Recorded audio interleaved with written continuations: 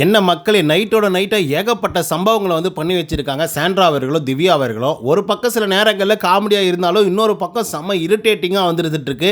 இதில யாரு சரி, யாரு தப்பு அப்படின்றத சுத்தமா நம்மளால கணிக்கவே முடியாது. அப்படி ஒரு சிச்சுவேஷன் தான் நேத்திக்கு நைட் நடந்திருக்கு. குறிப்பா சொல்லணும் அப்படின்னு பார்த்தீங்கன்னா, பால் பிரச்சனை நடந்திருக்கு. இன்னொரு பக்கம் வியானா அவர்கள் பார்த்தீங்கன்னா, பிரஜன் அவர்கள் த்ரெட்டனிங்கா வந்திருக்காப்ல. இந்த வீட்டுக்குள்ள எனக்கு இருக்கிறதுக்கே செம்ம பயமா இருக்கு.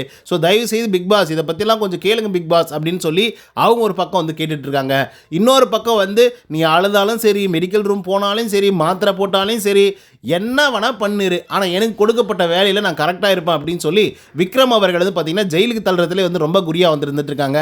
சரி ஏப்பா எங்களுக்கு தான் வேலை கொடுத்துட்டீங்களே, நாங்க செய்கிறோம் பாடுறா வேலை அப்படின்னு சொல்லி விழுந்துட்டு செய்கிறாங்க, படுத்துட்டு செய்கிறாங்க, உக்காந்துட்டு செய்கிறாங்க, என்னென்னமோ பண்ணிட்டு இருக்காங்க. ஸோ இந்த மாதிரி ஏகப்பட்ட சம்பவங்கள் இன்னைக்கான நைட் பார்த்தீங்க அப்படின்னா நடந்திருக்கு. ஸோ அதெல்லாம் என்ன அப்படிங்கிறத பற்றி இந்த வீடியோவில் முழுசாக பார்க்கலாம். ஸோ இந்த வீடியோக்கு போகிறதுக்கு முன்னாடி நம்மளோட சேனலை சப்ஸ்கிரைப் பண்ணாதாங்க சப்ஸ்கிரைப் பண்ணி வச்சுக்கோங்க. பக்கத்தில் ஒரு பெல் ஐக்கான் இருக்கும், அதையும் ப்ரெஸ் பண்ணி ஹாலில் போட்டுக்கோங்க. அப்போ தான் நாங்கள் அப்டேட் பண்ணுற ஒவ்வொரு வருஷமும் உங்களுக்கு நோட்டிஃபிகேஷன் வந்து சேரும்.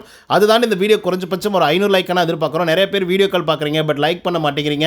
கொஞ்சம் அந்த லைக்கை தட்டி விட்டீங்க அப்படின்னா எங்களுக்கும் மிகப்பெரிய அளவில் ஒரு பெனிஃபிட்டாக இருக்கும் அப்படிங்கிறத தெரிவிச்சுக்கிறோம். ஸோ வாங்க இந்த வீடியோக்குள்ள போகலாம்.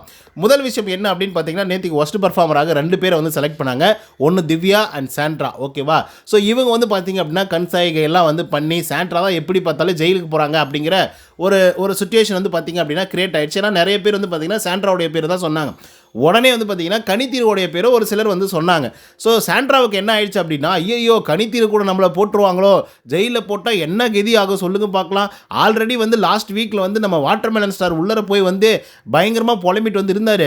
ஸோ அதனால் இதெல்லாம் வேணவே வேணாம், அவளை சுத்தமாக எனக்கு பிடிக்கவே பிடிக்காது, வேறு யாராவது வந்தால் கூட பரவாயில்ல அப்படிங்கிற மாதிரி யோசித்து கொஞ்சம் கண் சைகையெல்லாம் பண்ணி கொஞ்சம் பேசி வச்சுக்கிட்டு பார்த்தீங்க அப்படின்னா திவ்யா அவர்களுக்கு அதிகப்படியான வாக்குகளை செலுத்திட்டாங்க. குறிப்பாக சொல்லணும் அப்படின்னு பார்த்தீங்கன்னா பிரஜன், கம்ருதீன் இவங்கெல்லாம் பார்த்தீங்கன்னா போயிட்டு திவ்யா சாண்ட்ரா அப்படின்ற மாதிரி சொல்லிட்டாங்க. ஸோ உடனே பார்த்தீங்கன்னா அந்த இடத்துல உடஞ்சிருச்சு. அதாவது கனி அவர்கள் போக வேண்டிய சுச்சுவேஷன் இருந்தது, இல்லை ரம்யா போயிருக்க வேண்டியது. ஓகேங்களா?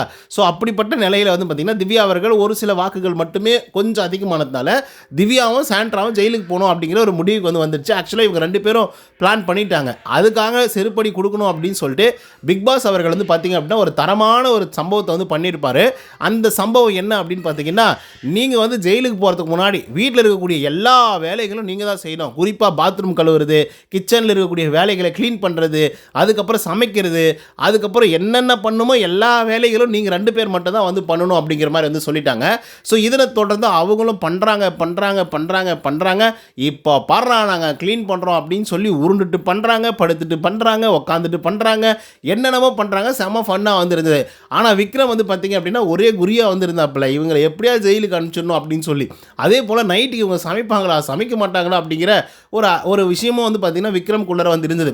அதுக்கேற்ற மாதிரி பிக் பாஸ் அவர்களும் பர்கர் கொடுத்து அனுப்பிச்சு விட்டாரு. ஸோ அதனால் அப்பாடா சாமி இதுக்கப்புறம் நம்ம சமைக்க வேண்டிய அவசியம் இல்லை, அவங்களை சமைக்க சொல்ல வேண்டிய அவசியம் இல்லை அப்படிங்கிற மாதிரி விக்ரம் பார்த்தீங்க அப்படின்னா இது பண்ணார். அதுக்கப்புறம் ஓகே நான் பாரு இன்னைக்கு தூங்கலனா கூட பரவாயில்ல, இன்னைக்கு வச்சு செஞ்சிடுறேன், வேலை வாங்கிடுறேன், அவங்கள ஜெயிலுக்கு அனுப்பிச்சிட்டு தான் நான் தூங்குவேன் அப்படிங்கிற மாதிரி சபதமெல்லாம் எடுத்திருந்தாப்புல விக்ரம். இதை நீங்கள் எபிசோட்லேயே பார்த்துருப்பீங்க.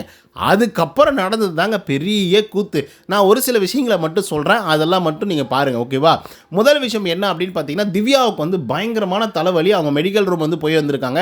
அதுக்கப்புறம் டேப்லெட்ஸ் எல்லாம் கொடுத்துருக்காங்க. டேப்லெட் சாப்பிட்டுட்டு சரி கொஞ்சம் டீ குடிச்சா நல்லா இருக்கும் அப்படின்னு சொல்லி ஃபீல் பண்ணுறாங்க. ஸோ டீ போட்டுக்கிறேன் அப்படின்னு சொல்லி பால் எங்கே அப்படின்னு சொல்லி தேடும்போது எப்ஜே பார்த்தீங்கன்னா பால்லாம் நீங்கள் எடுக்கக்கூடாது, ஆல்ரெடி ரம்யா அதுக்கப்புறம் கனியெல்லாம் கேட்டு போனாங்க, அவங்களுக்கே நான் இல்லைன்னு சொல்லிட்டேன், நீங்கள் பால் எடுத்து டீ எல்லாம் போடக்கூடாது அப்படிங்கிற மாதிரி சொல்கிறாங்க. என்ன எம்ஜே பாலுக்கெல்லாம் போய் இப்படிலாம் பேசிகிட்டு இருக்கேன், உங்ககிட்ட இருந்தாலும் நான் இதெல்லாம் எதிர்பார்க்கவே இல்லை, எனக்கு ஒரு மாதிரி இருக்குது, டேப்லெட் போட்டிருக்கேன், தலைவலிக்குது அப்படின்னு சொல்லி தான் நான் கேட்டுட்ருக்கேன், ஏன் கொஞ்சம் கொடுக்க மாட்டீங்களா, ஒரே ஒரு கிளாஸ் கொடுத்தா என்ன ஆகும் அப்படின்ற போது எப்ஜே சொல்கிறாப்புல, இல்லை நோ நான்லாம் தரவே மாட்டேன், இன்றைக்கி நான் உங்களுக்கு கொடுத்துட்டேன் அப்படின்னா அப்புறம் மற்றவங்கலாம் கேள்வி கேட்க ஆரம்பிச்சிடுவாங்க, நாளைக்கு பத்தலை அப்படின்னா நான் தான் பதில் சொல்லணும், அப்படி ஒன்று நான் கொடுத்து நான் நல்ல பேர் வாங்கிக்கிட்டு அவசியமெல்லாம் ஒன்றுமே கிடையாது அப்படின்ற மாதிரி எப்ஜே பார்த்தீங்க அப்படின்னா பால் கொடுக்க மாட்டேங்கிறாப்புல. அதுக்கு நம்ம திவ்யா என்ன சொல்கிறாங்க அப்படின்னா, என்னப்பா சொல்லிட்டு இருக்க, இதுக்கு முன்னாடி எத்தனை பேர் நைட்டில் போட்டு குடிச்சிருக்காங்க தலைவலி வலிக்குது அப்படின்னு சொல்லிட்டு பெட்டுக்கு அடியிலலாம் வச்சுட்டு சூடு பண்ணியெல்லாம் குடிச்சவங்க எத்தனையோ பேர் வந்துட்டு இருக்காங்க. ஸோ அப்படி இருக்கும்போது ஏன் எனக்கு கொடுக்க மாட்டேங்கிறீங்க அப்படின்னு சொல்லி திவ்யா வந்து கேட்கும்போது, இல்லை நான் தரவெல்லாம் மாட்டேன், ஆஸ் எ கேப்டனாக நான் வந்து இந்த ஒரு பிரச்சனையை வந்து ஹேண்டில் பண்ண விரும்பல. ஏன்னா நாளைக்கு வந்து ரம்யாவோ அதுக்கப்புறம் வந்து கனியோ எல்லாரும் வந்து கேட்டாங்க அப்படின்னா என்னால் பதில் சொல்ல முடியாது. உங்களுக்கு கொடுத்தா எல்லாருக்கும் கொடுக்குற மாதிரி இருக்கும், அதனால் அவங்களுக்கு கொடுக்க மாட்டேன் அப்படிங்கிற மாதிரி வந்து சொல்கிறாங்க. அதுக்கு திவ்யாவுக்கு வந்து பார்த்தீங்கன்னா செம்மையாக கோவம் வந்துடுது. கோவம் வந்து நீ கொடுக்கவே தேவையில்லை, நீ கிளம்பி போயினே இரு அப்படின்ற மாதிரி வந்து சொல்லிட்டு இருக்காங்க. ஸோ அந்த இடையில் வந்து பார்த்தீங்க அப்படின்னா நம்மளுடைய சாண்ட்ரா அவர்கள் வந்து இருக்காங்க இல்லையா, அவங்க வந்து ஒரு சில வார்த்தைகளை வந்து விட்டுறாங்க. குறிப்பாக என்ன இவன் இவ்வளோ சீப்பாக வந்து பண்ணிட்டு இருக்கான் அப்படின்னு சொல்லி பார்வதி கிட்ட வந்து சொல்லிட்டு இருக்காங்க. ஆமாம் நான் சீப்பாக தான் பண்ணுறேன், என்ன இப்போ அப்படின்ற மாதிரி வந்து எப்ஜே வந்து பண்ணிட்டான்.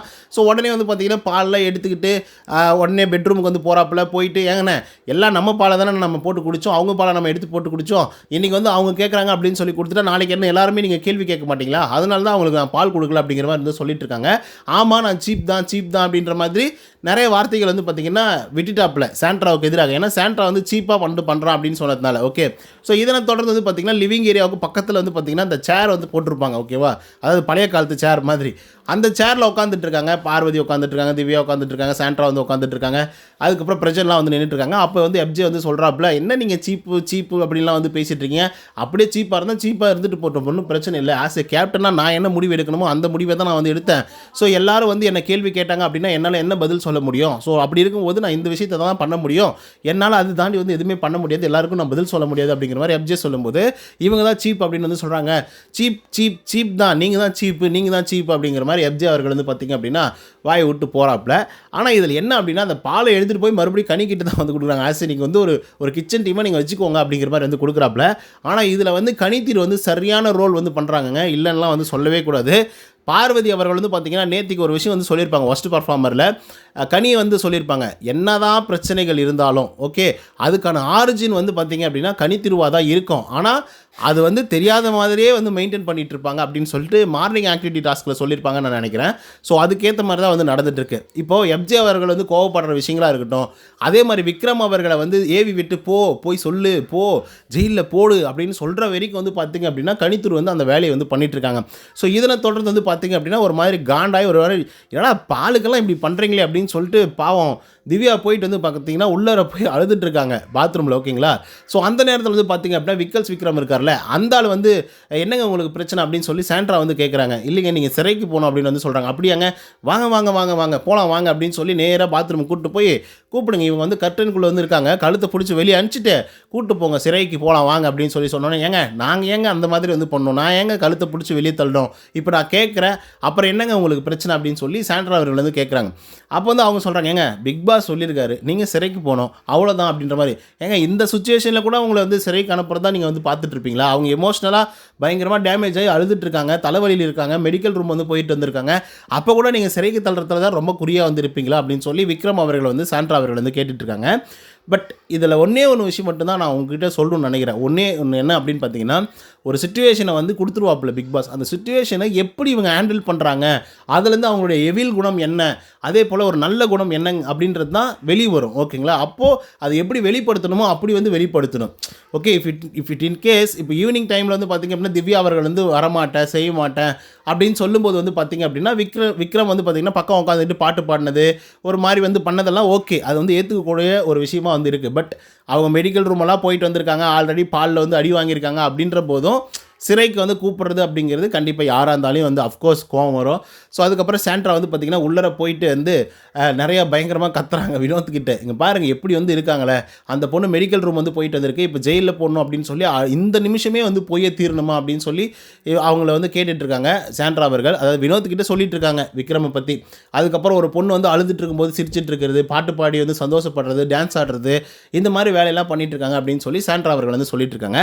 பட் விக்ரம் வந்து பார்த்திங்க அப்படின்னா தனக்கு கொடுக்கப்பட்ட வேலையில் கரெக்டாக இருக்கணும் அப்படின்றதுல மட்டும் குறியாக வந்து இருந்துட்டுருக்காரு.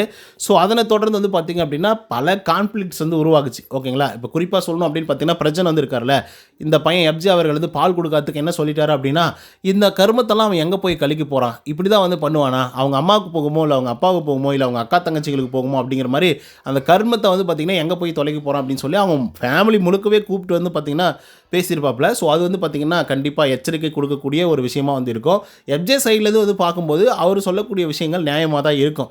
ஏன்னா ஒருத்தருக்கு கொடுத்துட்டோம் அப்படின்னா அது எல்லாரும் கேட்பாங்க அப்படின்னு சொல்லி. ஆனால் ஆசிய தலைவராக இல்லை அவங்களுக்கு வந்து தலைவலி, அவங்க வந்து மெடிக்கல் ரூம் வந்து போயிட்டு வந்தாங்க, ஸோ அந்த கன்சர்னுக்காக தான் நான் வந்து மில்க் வந்து கொடுத்தேன் அப்படின்னு சொல்லியிருந்தா கண்டிப்பாக அந்த இடத்துல ஸ்கோர் பண்ணியிருப்பாங்க. இவங்களுக்கு கொடுக்கவே கூடாது அப்படின்னு சொல்லி ஒரு கண்ணோட்டத்தில் வந்து இருக்கக்கூடிய ஒரு ஆளால் மட்டும்தான் இப்படி வந்து நடந்துக்க முடியும். ஸோ ஆக்சுவலாக ஓகே அவங்க வந்து ஃபன்காக பண்ணுறாங்க, இல்லை வேணுத்திக்கு நான் வந்து கேட்குறாங்க அப்படின்னாலையும் உங்களுடைய குணம் வந்து அந்த இடத்துல வெளிப்படும். அந்த குணத்தை வந்து எங்கேயோ தவற விட்டாரோ எஃப்ஜே அப்படிங்கிற மாதிரி வந்து தோணுது. பட் எனி ஹவ் இந்த பக்கம் சாண்ட்ரா அவர்கள்லாம் பண்ணுறது ரொம்ப ஒஸ்ட் டு த கோர் அப்படின்னு தான் வந்து சொல்லி ஆகணும். ஏன்னா எப்போ பார்த்தாலே பிக் பாஸ் சொன்னால் எந்த வெங்காயமும் அது கேட்கவே மாட்டேங்குது. தயவுசெய்து எல்லாருக்கும் ஒரு ரெட் கார்டை கொடுத்து வெளியே அனுப்புங்க, அதுதான் கரெக்டாக வந்திருக்கும். ஏன்னா போன வாரம் வந்து எஃப்ஜேவும் உள்ளே போக மாட்டேங்கிறான்.